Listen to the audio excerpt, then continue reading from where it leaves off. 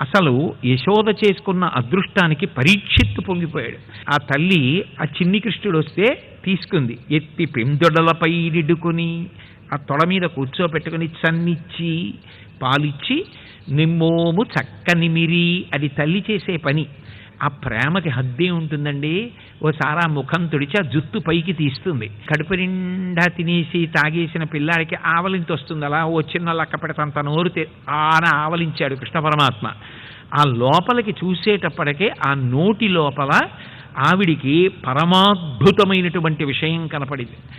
దాని లోపల సమస్త లోకాలు కనపడ్డాయి, పర్వతాలు కనపడ్డాయి, సముద్రాలు కనపడ్డాయి, ద్వీపాలు కనపడ్డాయి, అరణ్యాలు కనపడ్డాయి, సమస్తమైన లోకాలు కనపడ్డాయి, చరాచరమైనటువంటి ప్రాణులన్నీ కనపడ్డాయి. ఆవిడ అవి చూసి కన్మోక్షి చోద్యపడియే, నోట మాట రాక స్తంభీభూతురాలైపోయింది.